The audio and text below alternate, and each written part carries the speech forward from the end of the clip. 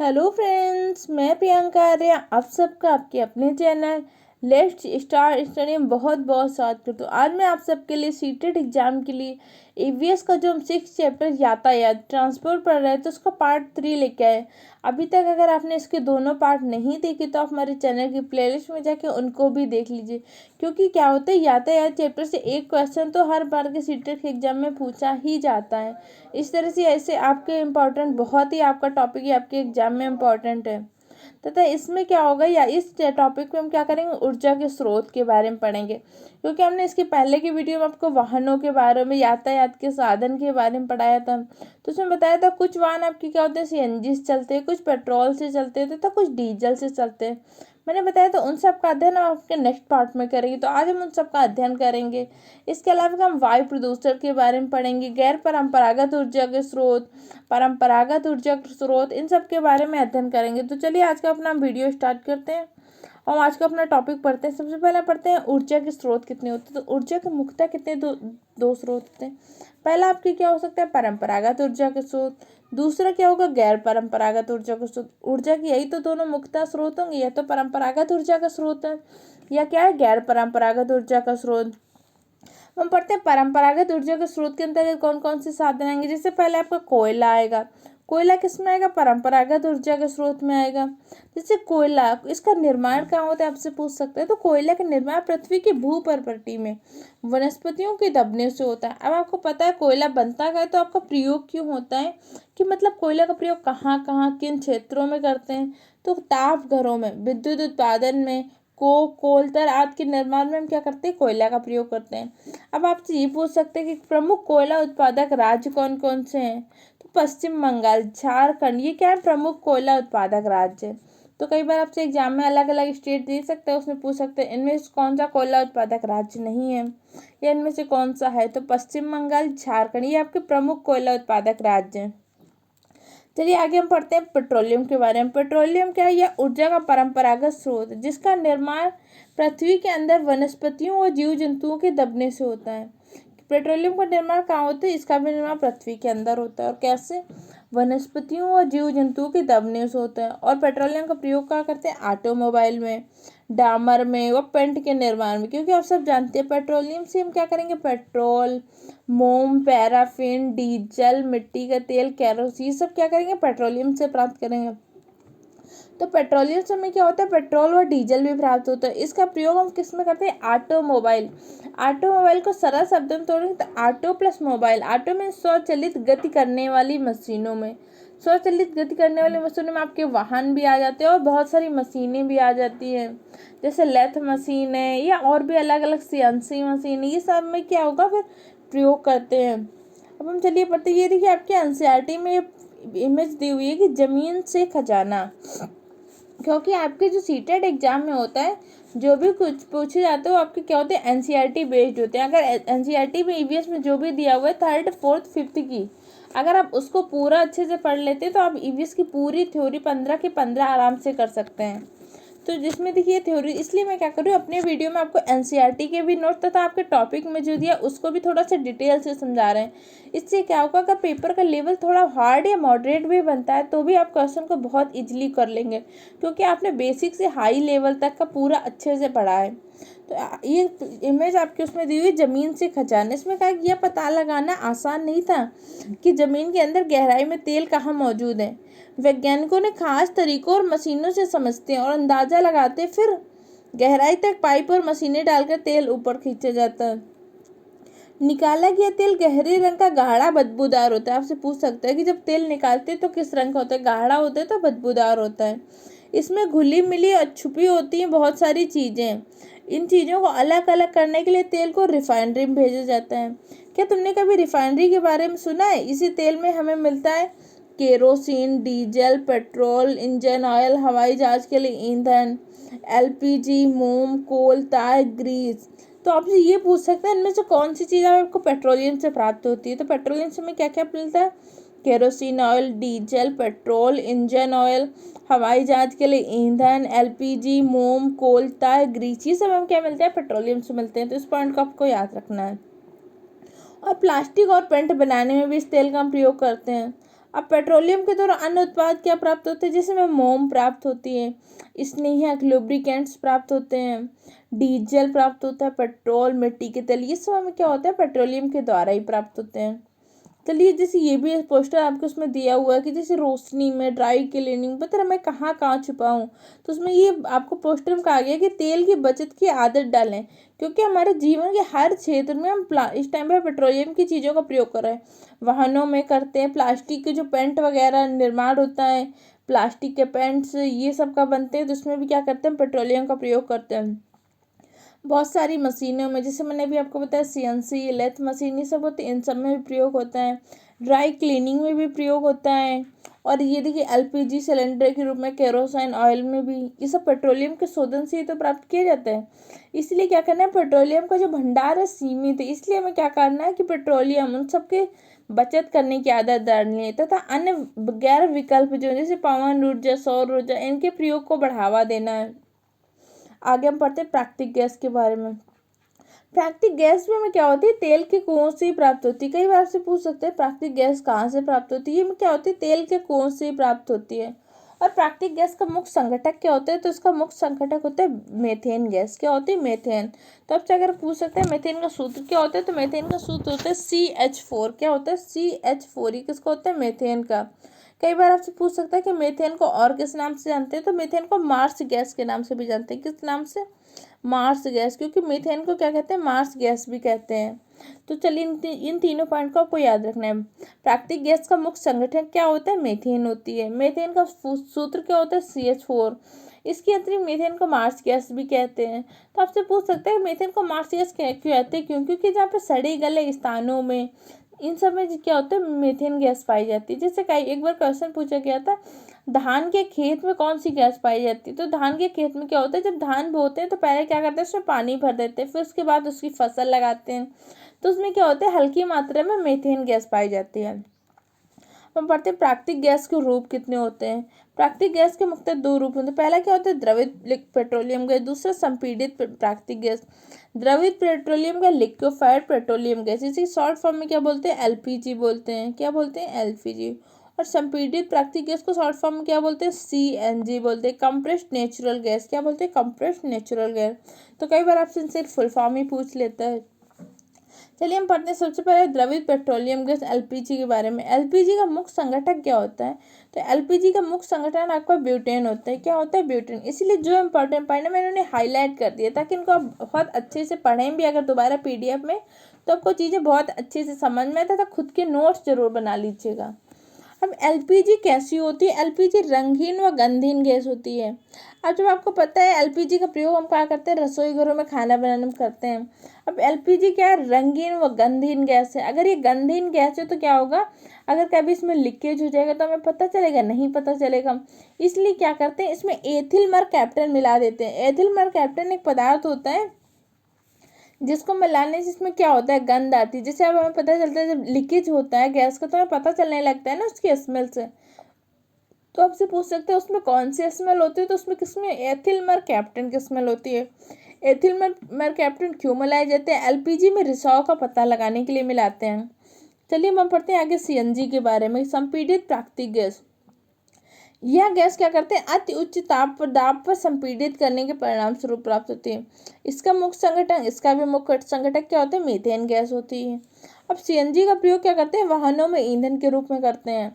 जैसे ये देख सकते हैं अब हम CNG का प्रयोग वाहनों में ईंधनों के रूप, जैसे दिल्ली कारपोरेशन ट्रांसपोर्ट कारपोरेशन की, ये क्या CNG से चली हुई बस है। इसलिए इसी क्या, CNG से जो बसें व्हीकल्स चलते हैं क्या इको फ्रेंडली होते हैं, क्योंकि CNG से हमें क्या उतना पोल्यूशन नहीं मिलता है, तो इसलिए हमारे इको फ्रेंडली है, इसलिए इसके प्रयोग को बढ़ावा देना है।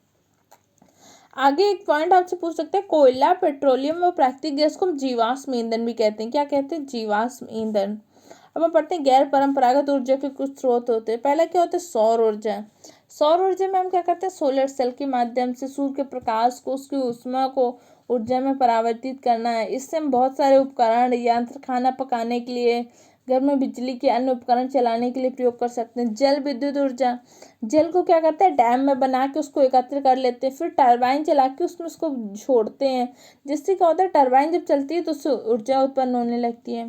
फिर पवन ऊर्जा, बहुत क्षेत्रों में क्या होता है जहाँ पे पवन की स्पीड चलती है, जैसे 20 किलोमीटर से ज़्यादा जब तेज गति होती है, तो वहाँ पे भी टरबाइन का मोटर का प्रयोग करके क्या करते हैं, वहाँ से हवा जाती है, इस तरह से रोटर नुमा बनी होती है, फिर उसमें जब हवा टकराती है तो ऐसे ऐसे गोल गोल जुड़े होते हैं, तो आपस में जब जुड़े रहते हैं तो उनमें हवा चलती है, तो उससे एक क्या होता है, उसमें घूर्णन होता है, घूर्णन से गति होती है, गति से क्या होती है, ऊर्जा उत्पन्न होती है, जिसे हम कौन सी ऊर्जा बनाते हैं, पवन ऊर्जा।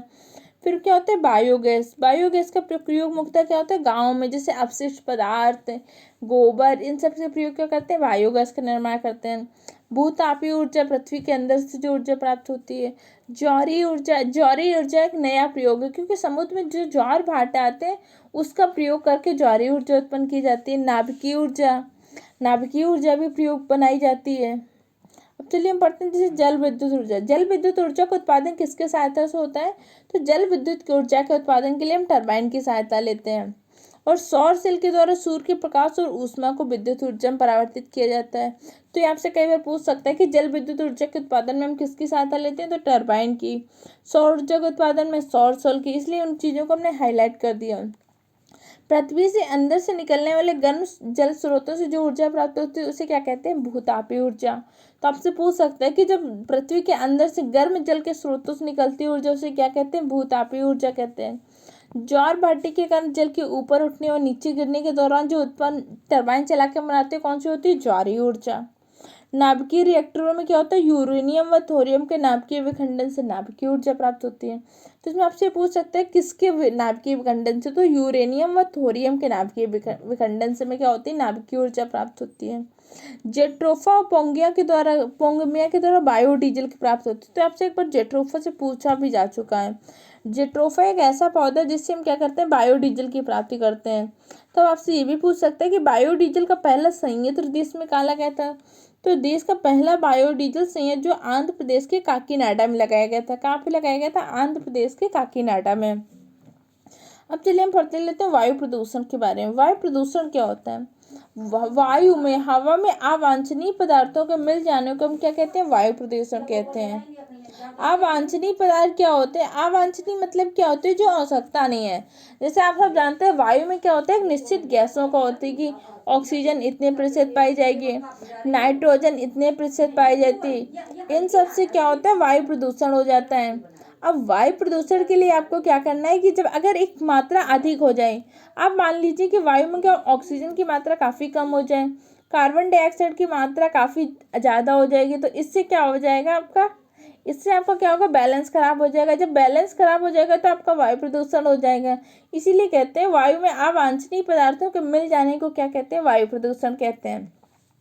अब वायु प्रदूषण के कुछ कारण होते हैं, जैसे क्या होता है सॉरी, जंगल में आग का लग जाना। कई बार क्या होता है, जंगल में किसी दूसरी वजह से कई बार जंगल में स्वतः आग लग जाती है, उस आग लगने से क्या होता है, धुआं उत्पन्न होता है, और जो भी वायु प्रदूषण का कारण होता है। जैसे आपने कुछ समय पहले पढ़ा था कि अमेजन के जंगलों में आग लग गई थी, उससे काफ़ी पोल्यूशन में वृद्धि हुई थी। अमेजन जंगल को क्या कहते हैं, धरती का फेफड़ा भी कहते हैं, इस पॉइंट को याद रखना।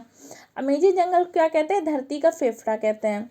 अब ज्वालामुखी विस्फोट के कारण भी वायु प्रदूषण उत्पन्न हो जाता है। कई बार क्या होता है, ज्वालामुखी, अब आपको पता नहीं ज्वालामुखी 3 प्रकार के होते हैं। पहला आपका क्या होता है, सक्रिय ज्वालामुखी, दूसरा आपका प्रशुद्ध ज्वालामुखी, तीसरा क्या होता है आपका मृत ज्वालामुखी। तो कई बार क्या होता है, ज्वालामुखी विस्फोट के कारण भी वायु प्रदूषण उत्पन्न होता है। अब वाहनों से निकलने वाले धुएं के कारण भी वायु प्रदूषण उत्पन्न होता है, क्योंकि जैसे आपको पता है वाहनों से इस टाइम पे क्या बहुत ज़्यादा बड़े पैमाने पर वाहनों का प्रयोग किया जा रहा है, जिससे क्या हो रहा है, कार्बन मोनोऑक्साइड, सल्फर डाइऑक्साइड आदि गैसें उत्पन्न हो रही है, जो क्या कर रही है, वायु प्रदूषण का बहुत ज़्यादा उत्पन्न कर रही हैं।